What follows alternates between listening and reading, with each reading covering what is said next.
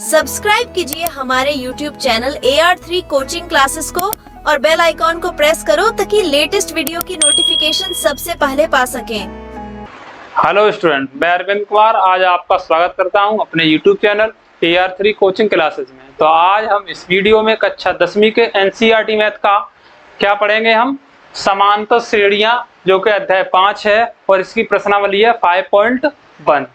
तो ये इसका वीडियो नंबर 2 है। तो इसमें हम पहले क्वेश्चन के तीसरे चौथे सवाल करने वाले हैं। इसमें यह कहा गया था पहले क्वेश्चन में निम्नलिखित स्थितियों में से किन स्थितियों में संबद्ध संख्याओं की सूची एपी है। ये पता करनी है कि ये दो सवाल दिए गए इनमें से कौन एक एपी है और है तो क्यों है। ठीक है, तो इसका कारण भी हमें बताना है। पहला क्वेश्चन दिया गया इसका तीसरा, प्रत्येक मीटर की खुदाई के बाद एक कुआं खोदने में आई लागत, जबकि प्रथम मीटर खुदाई की लागत रुपए 150 है और बाद में प्रत्येक मीटर खुदाई की लागत रुपया 50 बढ़ती जाती है। तो बताना है कि यह एक एपी है या नहीं। ठीक है, तो प्रत्येक मीटर की खुदाई के बाद एक कुआं खोदने में आई लागत, जबकि प्रथम मीटर खुदाई की लागत रुपया 150 है। तो यहां लिखेंगे प्रथम मीटर कुआं खुदाई की लागत बराबर, ये प्रथम पद की बात हो रही है तो ये A1 मानेगा, ये क्या होगा 150 रुपया। कितना है 150 रुपया। ठीक है, यहाँ पर हमने इसको मान लिया A, क्योंकि ये प्रथम मीटर खुदाई हुई है तो कोई कुआं होगा और ये कुआं है, तो इस कुआं को खोदेंगे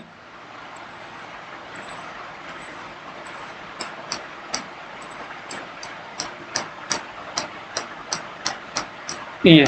ठीक है, तो इस कुआं की पहले मीटर की जो खुदाई की जो लागत है वो 150 रुपया है। अब बाद में ये कहा गया है बाद में प्रत्येक मीटर खुदाई की लागत 50 रुपए बढ़ती जाती है, यानी कि आप अगला मीटर खुदवाओगे तो अगले मीटर पर आपको 150 रुपए तो लगने हैं ही, अब एक्स्ट्रा 50 रुपए और लगेंगे, यानी 2 मीटर के कितने लगेंगे 200, 2.5 मीटर के कितने लगेंगे, यानी 3 मीटर के कितने लगेंगे फिर 250। तो ये 50 रुपए जो है प्रत्येक मीटर पर बढ़ेंगे पहले मूल्य के साथ में। ठीक है, तो पहले किलोमीटर की पहले मीटर की, किलोमीटर नहीं है, पहले मीटर की खुदाई की जो लागत थी वो 150 रुपये थी। इसी प्रकार से दूसरे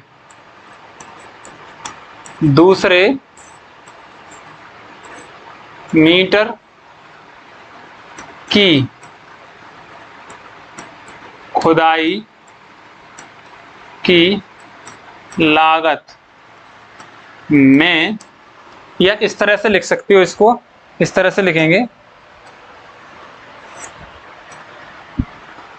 प्रत्येक मीटर की खुदाई की लागत में जो वृद्धि हो रही है वो 50 रुपए की हो रही है। ठीक है, प्रत्येक मीटर की खुदाई की लागत में वृद्धि या बढ़ोतरी बराबर 50 रुपया, यानी कि प्रत्येक अगले मीटर पर 50 रुपया बढ़ेंगे। ठीक है, तो इस प्रकार से ये तो प्रथम मीटर की हो गई। अब यहां निकालेंगे द्वितीय मीटर की, द्वितीय मीटर की खुदाई की लागत। तो ये कितनी होगी बताओ, 150 तो थी, 50 रुपए अगले मीटर पर एक्स्ट्रा लगेंगे तो कितनी हो जाएगी 200 रुपया। इसी प्रकार से तीसरे मीटर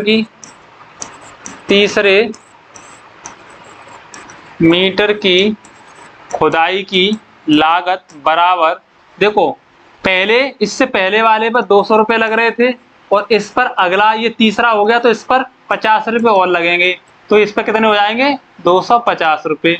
ठीक है, इसी प्रकार से चतुर्थ मीटर की खुदाई की लागत बराबर कितनी है बताओ। इससे पहले वाले पे लग रहे थे 250, तो 250 के बाद में अगला एक और मीटर खोदा जाएगा तो उस पर 50 रुपए और बढ़ जाएंगे। तो 250 में कितने जोड़ देंगे इसको, 250 में हम जोड़ेंगे 250 में कितने जोड़ेंगे 50 रुपया। तो ये हो गया कितना 300 हो गया। इसी प्रकार से चौथे हो गया पांचवें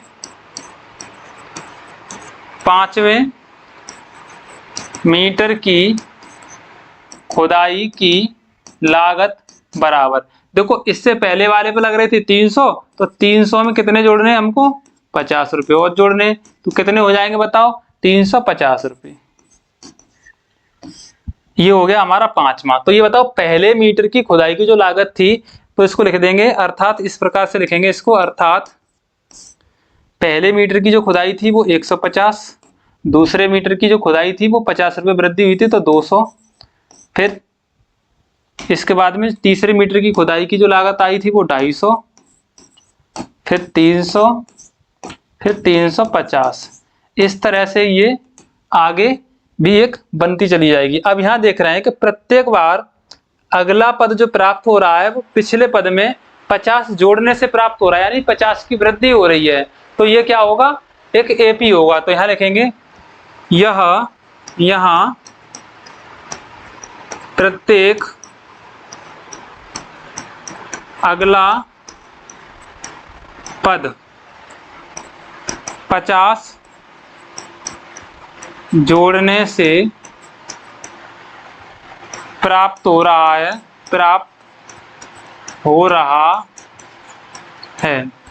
अतः यहाँ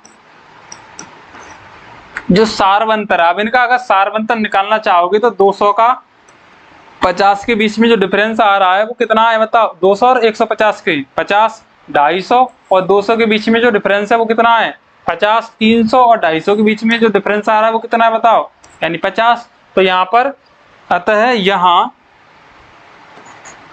सार्वअंतर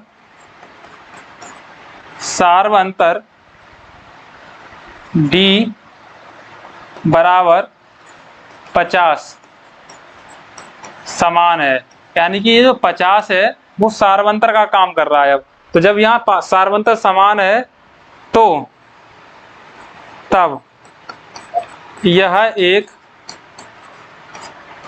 एपी है। तो ये क्या, यह एक एपी बना रही है, ठीक है। तो ये तीसरा क्वेश्चन था, तो जिसकी ये एपी बन रही थी।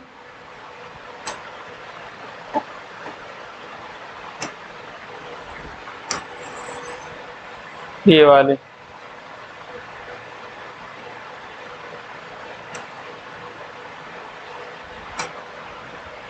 तो ये क्या बन गई, एक एपी बन गई, ठीक है।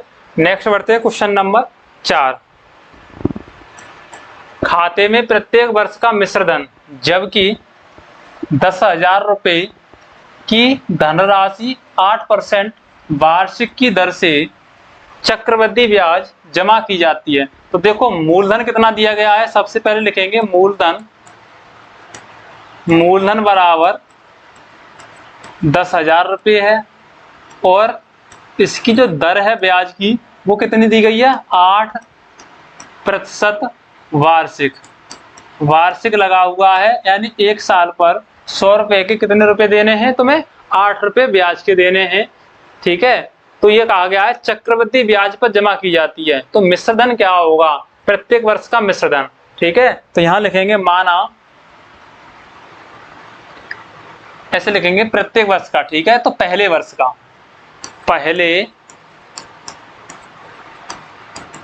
का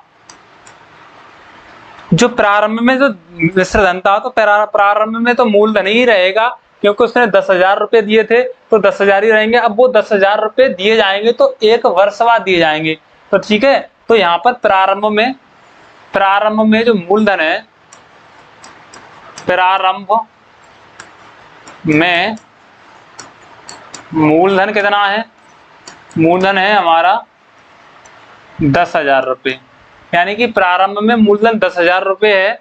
अब इस 10,000 रुपये पर पहले वर्ष के लिए जब दिया जाता है तो चक्रवृद्धि ब्याज कितनी लग रही है? 8% वार्षिक लग रही है। तो 8 रुपये परसेंट के हिसाब से, ठीक है, 8 रुपये प्रति वार्षिक की दर से परसेंट दिया गया है। तो इसका पहले वर्ष का, ठीक है, यहां पर लिखेंगे प्रथम वर्ष का मिश्र धन,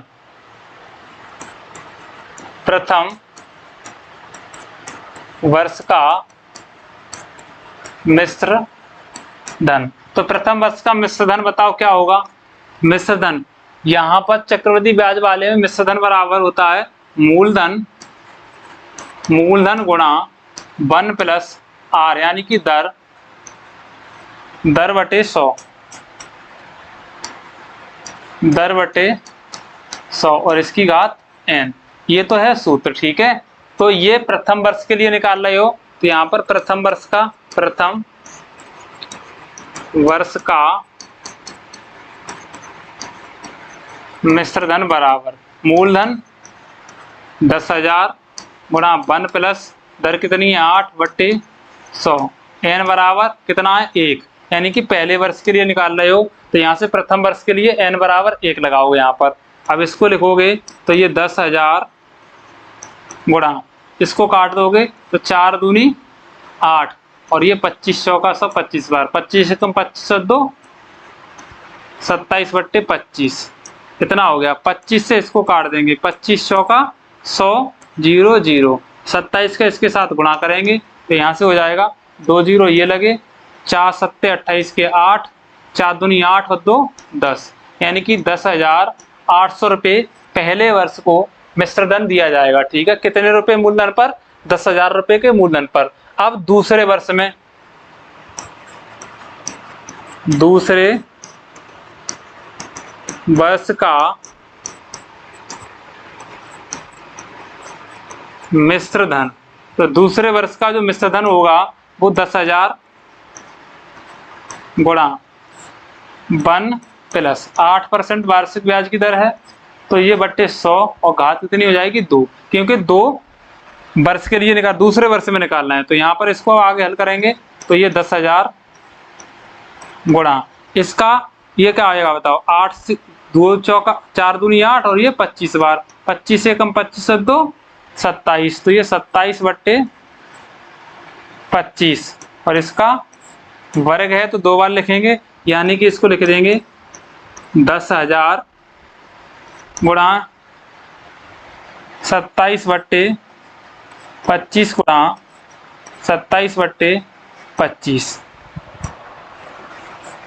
अब 25 से इसको काटेंगे तो 2500 का 100, ये 400 बार कट जाएगा।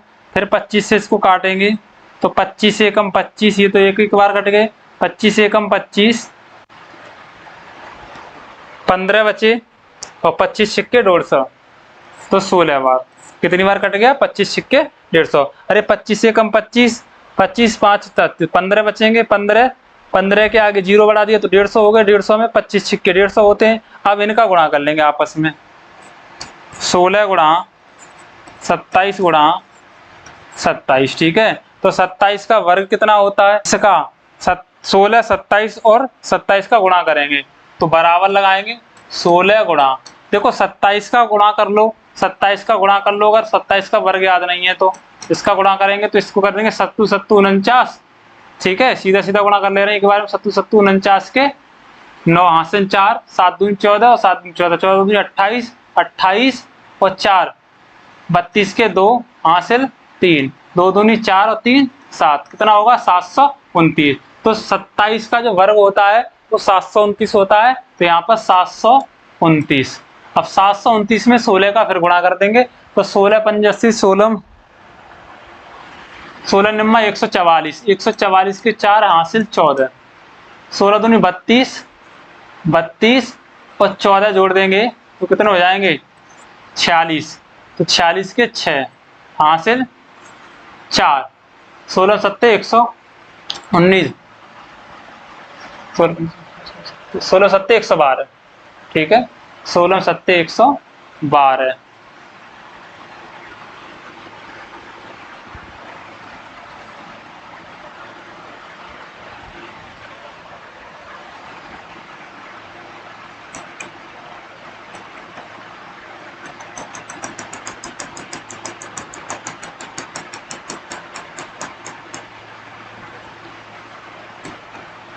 अब यहाँ देखेंगे 16 का 27 और 27 का 2 बार गुणा करना है, ठीक है। 27 का 27 के साथ और 16 के साथ, तो 27 का वर्ग कितना होता है, सीधा सीधा कर देंगे।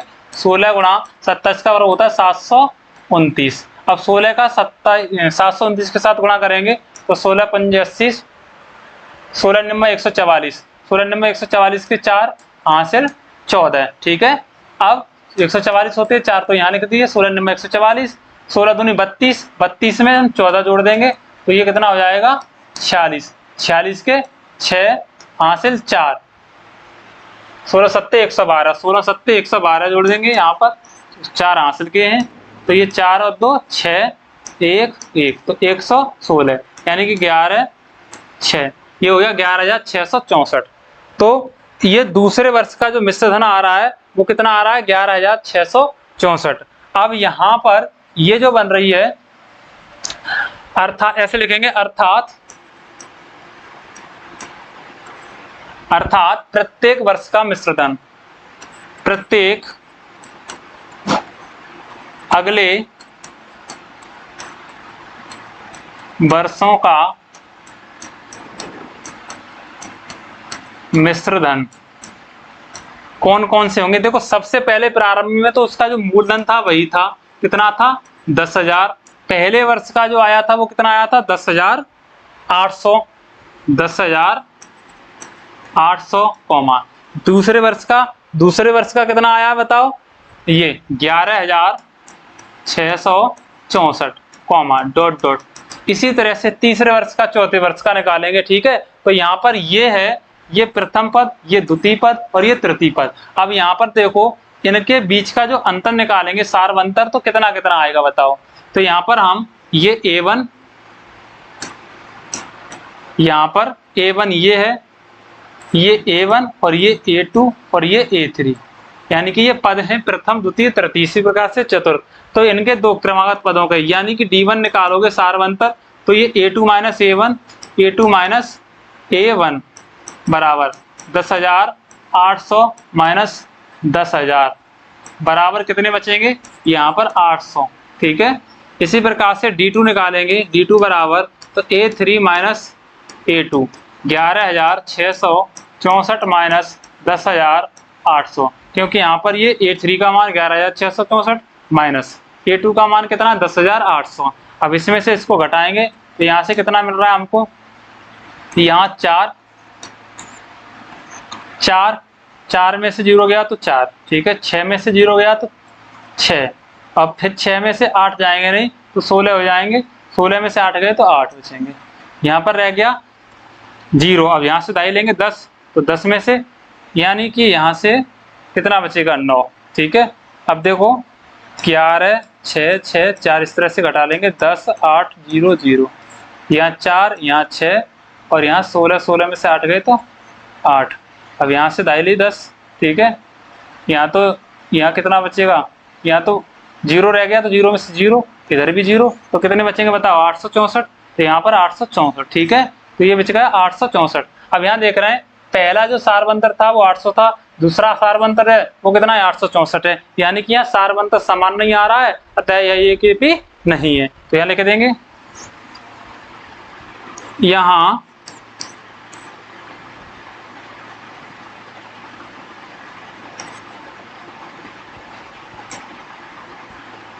सार्वंतर